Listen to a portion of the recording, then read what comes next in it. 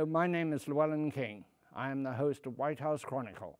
Today, in lieu of that program, we have Story in the Public Square, a joint production of Salve Regina University and the Providence Journal. We will be back next week. Meanwhile, enjoy some very scintillating television that it is our pleasure to stand aside for.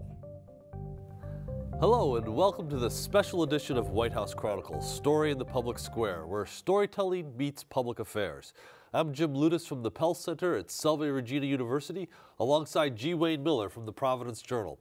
Story in the Public Square is an effort to study, celebrate, and tell stories that matter. So about once each month, Llewellyn King and Linda Gasparello give Wayne and I this opportunity to talk to storytellers about their work and the impact they're having on public life. Llewellyn and Linda will be back next week, but we want to thank them for this opportunity. Our guest today is Brian Goldner, who may have the coolest job on the planet. He's the CEO of Hasbro, one of the world's great toy companies. But what you might not know is that he's also executive producer of a line of incredibly successful films based on some of Hasbro's most iconic brands. Brian, thank you so much for being with us and having this conversation with us today. Well, thank you guys. Welcome. This is White House Chronicle, so I have to start here. How does a guy with a degree in politics from Dartmouth University wind up the CEO of one of the world's great toy companies? Well, you know, it's a great question, and I think that so often when I meet with young people, I always use the mantra, you never know. Yeah. And you have to be open-minded about the way your life twists and turns and the opportunities you get. But the one thing that was true about being at Dartmouth, I also was on the radio. So WFRD was the radio station there, and I ran a show there, a couple different ones, and I also did some work at a local station that was a commercial station. So I did have an understanding for and appreciation for writing commercials and carding commercials, voiceovers, and kind of the media of it all, the advertising of it all. So when I came out of school, I was recruited for an opening at Leo Burnett in their client service training program, went to Chicago, and then, you know, kind of progressed from there through a former client at J. Walter Thompson, a second job.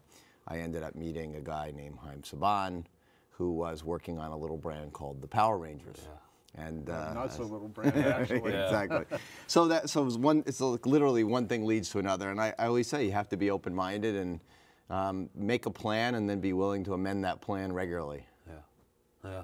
Well, we want to talk to you about the way you've used storytelling to revitalize Hasbro's brands, but at a more basic level, what's the role that storytelling plays in children's play? Mm-hmm. Well, I think storytelling plays a role in everything. And I think so often from the beginning of time, people have expressed story as a way to communicate our history, as a way to communicate meaning, as to create resonance, and to create a connection with something that's important to humans.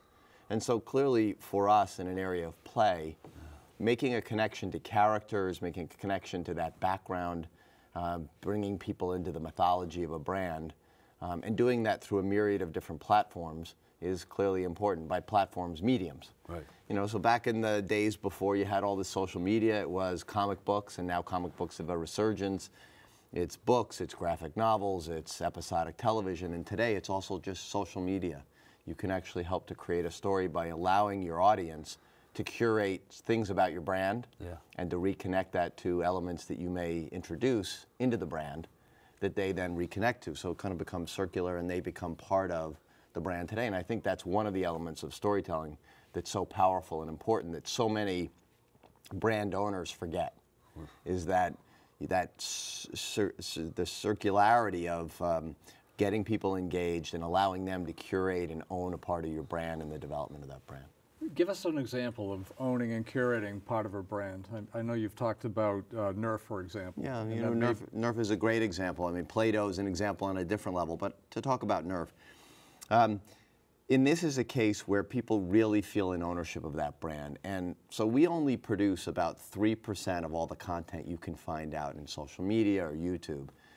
The rest, 97%, is created by our fan base because they are inspired by the messages that we create.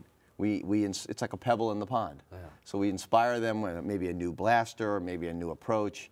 We use social media phenoms called Dude Perfect, who are guys that do all kinds of trick shots. You probably may have seen them around the Super Bowl, and you see them online. They have quite a social media following. They may do a new trick shot with a new blaster, and then the echo that comes back from your audience is everybody says, well, that's cool, but wait, you haven't seen this. And then it sort of builds on itself, and you see skits and movies and all kinds of ways that people then embrace the play of Nerf. And as I said, 97% of what's out there is created by our fan base. There's a sort of a remarkable willingness to you're surrendering control to the great unwashed masses to return back to your brand that which is most important. Is that something that has been prevalent in the toy industry? Is that something that's unique to Hasbro? I think it's something that we've really led. A number of years ago, we understood the importance of story, and we began down a path that a lot of our competitors weren't on at the time. And we had to explain to people why this was clearly important. And if you look at the industry data, it's turned out to be as important as we thought it was. Yeah. Toys that are backed by storytelling are growing dramatically higher, stronger results over the last number of years than basic toys or toys that don't have that story component. And we felt that our fan base would understand and appreciate our brands and not really be unwashed about it, but in fact be very engaged in those brands and would give us back great feedback. And so help us think about designing and developing new toys, designing and developing new stories. In fact, in Transformers, there's a whole character that was created by our fan base. We engage with them. There's a whole story in her backstory. She turns out she's a female Transformer called Windblade. It was all created by our fans, all the colors, her transformation capabilities, her personality, and then we imbue that in new stories for the future. So it's a very different world. It is definitely a different world. And that we have to be brave to recognize that our fans treat the brands respectfully and that they want to promulgate new stories around the brand and own the brand. It's a brave new world, but it's also a very old world, and you made mention of that earlier in your comments. I mean, this predates recorded history. If you look at K-Vog, for example, there is storytelling. Have you ever given any thought to what is it hardwired within us that wants us to tell, to create stories? It seems like part of the human personality. I mean, it really literally is wired into our genes going back to cave times. Which I think it is. What it's about is it's a way to create, first and foremost, it's just functional. It creates this connection of memory. Because if I tell you a story, typically every story has what? A beginning and a middle and an end. And it enables you to take that story that I've told and recount it to someone else. And funny, modern movies, they're 3-act plays, beginning, middle, and end. Plays are 3-act plays, typically. Things are unique if they're 2-act plays or 1-act plays. We actually call them out as being 1-act plays because they break with convention. So for us, we recognize that importance. So at the highest level, functional level, it helps you to remember. At the next level, it's about connecting with key characters and people or characters that you come to love, Rainbow Dash, Pinkie Pie, Applejack in the My Little Pony franchise, that little girls and fans really connect with. And then it enables you to get across themes that are meaningful beyond just they went here and they went there. The idea of, again, My Little Pony, friendship is magic. That's a really powerful message, and what we're finding is it really stands in contrast to a lot of other brands out there that are about high action or good and evil presented in a more aggressive way. So friendship is magic is something that's global and transferable. So it's the idea of memory, the idea of character, and then the idea of resonance or that connection that's more emotional that allows people to really enjoy that brand and then look forward to the next chapters of that story over time. Friendship is magic. That's an important message, and it has a great ring to it too. It's an important message in terms of the psychosocial development of a child, and a lot of your toys and games, Play School, My Little Pony, and many more, really, in my mind, almost represent sort of a public trust. I mean, you're a business, you're selling toys and games and products, but there's more to it than that. I mean, you have to take into account the message you're giving to young developing minds. No question. In fact, for all that's going on in the world, we really do take that role very seriously. Our mission, our mantra across our company that everybody knows is the idea of making the world a better place for kids and their families. It's just that simple. And we do that through a number of means. You know, there are philanthropic things that we do, work in the community that we do, and of course, selling wonderful experiences that have been shared by generations. So it's about connecting the dots across all of those dimensions and then recognizing that as kids and parents enter this new modern world of media, that there are lots of questions in parents' minds about how to navigate between screens and analog play or face-to-face play. So we're actually working with Boston's Children's Hospital and developing with them the opportunity to think about what screen time might mean. And so we're doing a study right now, it's called More Play Today, and it's a longitudinal study that helps parents, because we increasingly hear parents, they're sort of challenged around, okay, how much screen time should my child have? What is that doing to their development? And we don't have all the answers, but we certainly want to ask the questions so that over time we can help to also be a guiding post around this key question in parents' minds. So you bring in outside experts. I mean, obviously you have marketing people and salespeople and designers and everything, but you bring in outside voices, independent voices who can add that level of authority, as it were. Yeah, Boston Children's Hospital and Harvard in this case for this study. And we think it's really important. And you know, it's interesting, it comes from being involved in our business. We hear parents grappling with these challenges. You know, we've all been out to a restaurant and we see parents, some hand the kids the iPhone, some don't hand the iPhone, some have certain amounts of screen time. Now we're hearing about millennials who are limiting the amount of screen time kids get. There was a great study done in the New York Times that talked about millennials actually do a better job of managing screen time around dinners for themselves and their children than even people our age. That's interesting. That is interesting. That they're already starting to become cognizant of the fact that you need to have time to be plugged in and time to be unplugged. And it's really benefiting brands and categories like our games business.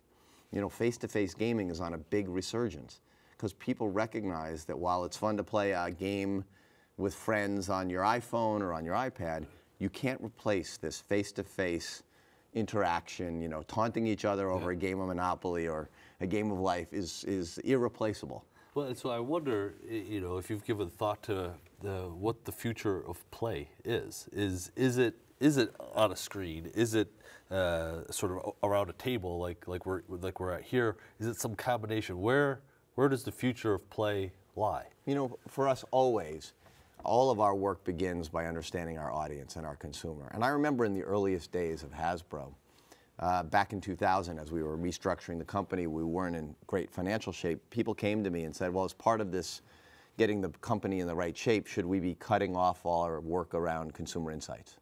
And in fact, I said, no, we're going to invest in that, despite where we might be financially. And that investment's really paid dividends, because if you follow your audience, you realize they're involved in more mediums now than ever before. And so for us, we have to recognize play is everywhere, that people feel an engagement with brands from their iPhone and streaming content to iPads to online to television to movies. What we have to help them do is navigate, because kids don't understand why they can't move seamlessly between their transformer that they transform and is tangible to the transformer that plays in their game and that transforms in their game.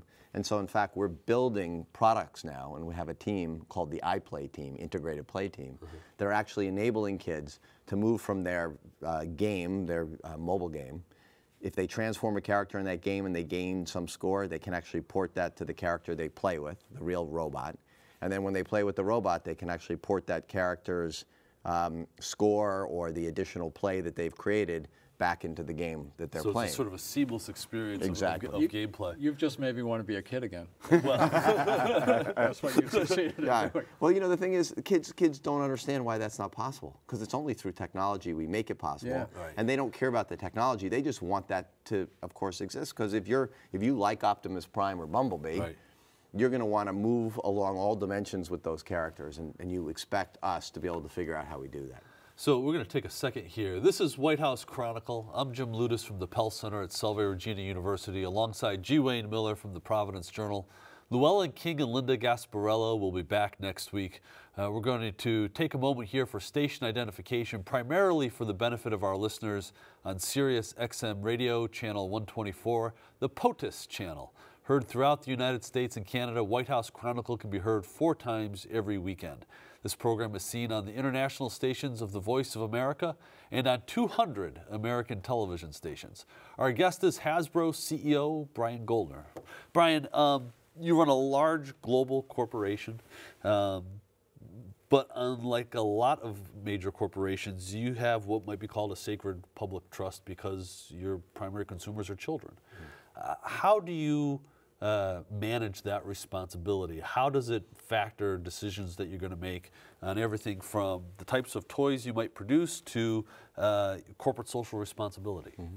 Well, I think you've hit on one of the key words that a lot of companies talk about, and I think at Hasbro, CSR, corporate social responsibility, is something that everyone in the company really understands and owns, and everyone feels that kind of connection to what it is they do. And we're constantly, not perfect, but we're constantly trying to improve along a number of dimensions, whether it be product quality, product safety, affordable living conditions for people that work on our product lines, to the kinds of advertising that we do, to the way that we govern our board. All of those decisions are made keeping in mind that this company has built immense trust over 90 years. Right.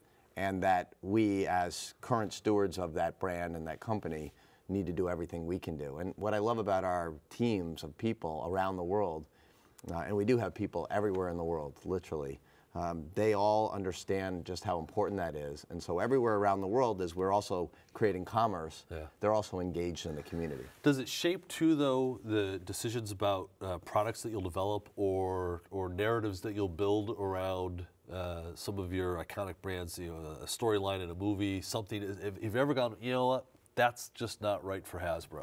Well, you know, there are certain things that we steer clear of, mostly because the stories are really good without having to go in these directions. Yeah. You know, our movies, because we want to get to a global audience, are PG-13. Right. What we understand through lots of work and the business of movies is that parents may not take younger children to those movies, but they are willing, in supervision, i.e. home entertainment, they might sit with their kids who are 8 or 9 years old and watch it with them at a later date. So we recognize the behavior of how these mediums are consumed. We don't make R-rated movies. We make PG-13 related movies for our brands that have product associated with them. Right. Our games, you know, we're not making Grand Theft Auto. Right. You know, we're making games that are fun to play, that are casual games like Monopoly or Transformers or My Little Pony. And so I think we recognize what has drawn parents and grandparents to these brands, and then what we need to do is provide a contemporary view to the brands for younger children, but recognize what got us here, which is these are wonderful tenets of connection, brands that are meaningful and are altogether positive. Yeah. And that doesn't mean they're not bad guys in our stories, because you have to have good and evil. You have to have, in order to understand and celebrate heroes, you have to celebrate the villains that go along. That's what makes heroes heroes, is that they defy the odds and beat bad villains. But we also recognize that there's a kind of an invisible line that we draw that should be invisible to the consumer.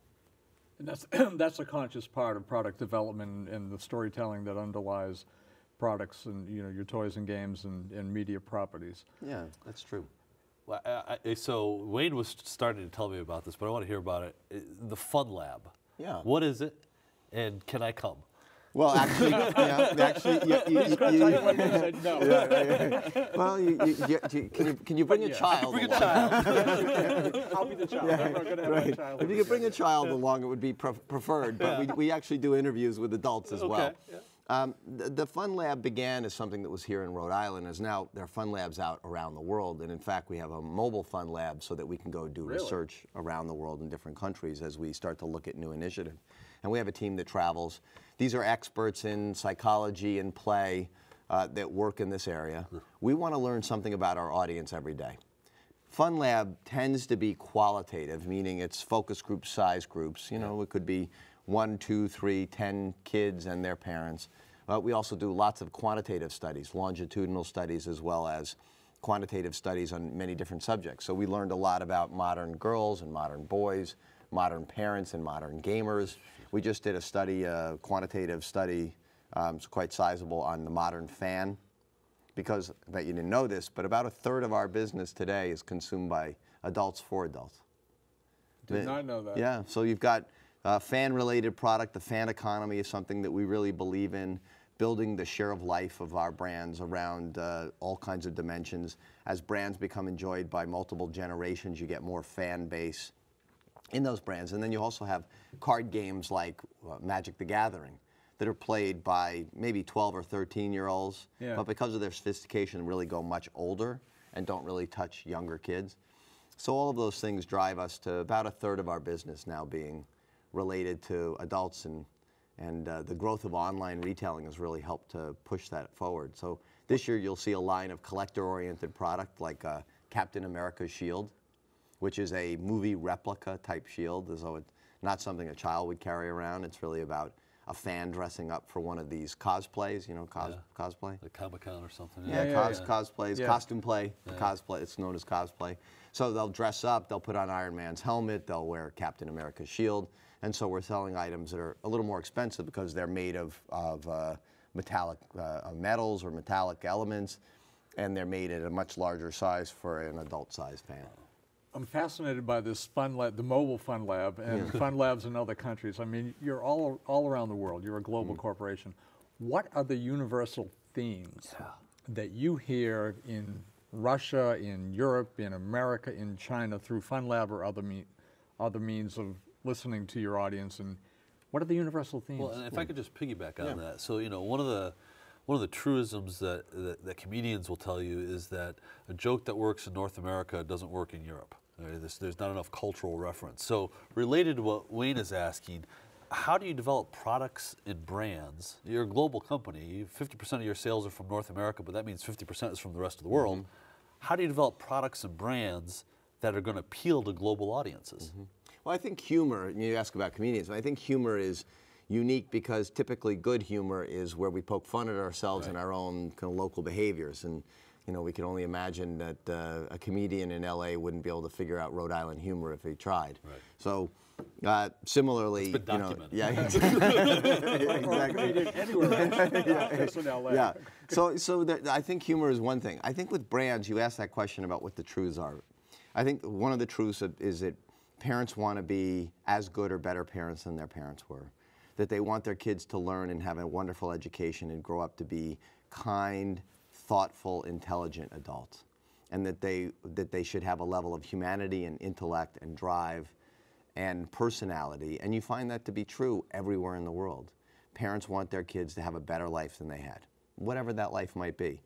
And so whether you're in Russia, China, Korea, Colombia, the United States, that's true. Then we find some unique truths about some of our brands. I'll give you, again, a great example was in the early days of Nerf, because it's so poignant. Well, Nerf back in 2000 was about an $18 million business. Today it's hundreds of millions of dollars, more than $500 million. Wow. And back in those early days, people would say all the time, and you could imagine this, well, how would you ever convince a German mom to allow a Nerf blaster in the house, or a Chinese mom, or a Japanese mom, or a Brazilian mom, or whatever it might be? Yeah, good question. Right? Yeah. But if you strip it down and you look at it, what's true about all moms is that all moms believe all kids shouldn't do certain kinds of play around the house. You're going to break a lamp, you're going to destroy my furniture, you're going to ruin the carpeting, right? There's certain things that you just don't do around the house. Once you introduce Nerf as a soft, safe foam product, they say, well, that's not so bad. I could see them playing with that. And then you introduce it as a blaster, they say, okay, well, that's something my kids would like, and I could kind of get over the issues related to how high action it is, because it's going to satisfy my desire to have something that they could play around the house and not hurt my furniture or my house in some way. And so Nerf actually kind of answers that question that all moms around the world have is, mom says you can't do certain things, Nerf gives you permission to do those things. And so the marketing team, who are incredibly talented, come up with an idea that sort of encapsulates this. For Nerf, you achieve the impossible. And so achieve the impossible is playing in a way you'd only imagine you could play, and now you can, and parenthetically, and your parents don't mind. And so, right? That's it, in a nutshell. It's a pretty simple formula. So then the thing about it is when you develop product, if you think about all product now as it's helping our audience to achieve the impossible, you kind of get where Nerf can go. So let me ask you, so Hasbro is a global company with a global supply chain, with manufacturing facilities around the world. how do you maintain product safety? Well, we do it every day, and all days. And we have a CSR team. We have a great team of people that work on product quality and safety. We have people inside the company who provide critical oversight beyond just the product quality people, so our own checks and balances. We have internal audit people that look at processes all the time. If we see something that we feel might not be right as a process, we immediately go in. We're checking on factory vendors. We don't own our factories. We use third parties, and it gives us great flexibility. We think a strategic flexibility that if a partner doesn't abide by our rules over time, we will move the production and they'd no longer be in business with us. We consult a lot with third-party experts and people who are in this field so that we are doing state-of-the-art, not just state-of-the-state kinds of practices. And you realize all the time that these folks are really spending a lot of time helping you to get better about your business and knowing what's right. And we continue to move operations outside of just China. Right. So we produce still in East Longmeadow, Massachusetts. Now we've sold that business to a third party who's a long-term partner of ours. We're producing now beginning in Indonesia. We're producing in India. We're producing in Vietnam. And so we'll continue to expand the footprint of where we produce. We've been talking about a lot of hits and successes. Have you had any failures? And what comes to mind, having written Toy Wars, is Flubber. And I know you know the story of Flubber. I do. Yeah. Short version. Could you tell me where it is? Yes, as a matter of fact, I can. I'll tell you off camera, and you can dig it up. Yeah. Short story, this great product was introduced, and it had a sort of toxic reaction. It caused skin rashes, and Merrill Hassenfeld eventually had to take it off the market. Right. And no real harm was done, but a little bit of harm was done. Have you had anything like that in your tenure where, I'm not even talking physical harm, something that you thought was a great idea, you send it out there, and when you send something out, no matter how much market research and fun lab you've done, you're always taking a chance. Anything that just went, oh no. Well, many years ago, we were thinking about, as we were thinking about growing our girls' business, and back when I first started, our girls' business was tiny. It was $50 million. And today it's $1 billion business. Is it really? Yeah. Wow. Not including the princess business that we're now Disney princess business that we're now undertaking and beginning to launch. But back in the day, there was if you remember the Pussycat Dolls? Oh yeah. Yes. You remember that rock group, that band? Yes. So the team had this, I thought it was kind of a cool idea because girls like all the rock and roll and fashion and stuff. We're going to make a line of Pussycat Dolls. Well, I don't think we did enough research because as we started to gear up for this idea, we realized that this probably was that bridge too far where they probably were fine as performers and they had a great career in music, but when you really looked at how they were dressed, we probably shouldn't put out dolls that were for the Pussycat Dolls. So we chose not to do that, and we made the decision very early. It didn't cost us any money. But reputationally, we just felt like maybe this was just a bridge too far. Well, we're out of time. We're gonna have to leave leave it it with the Pussycat Dolls, unfortunately.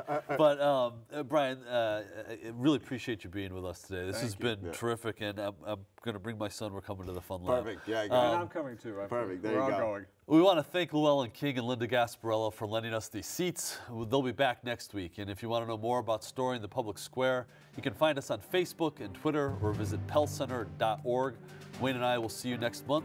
Thank you so much. Thank you for watching.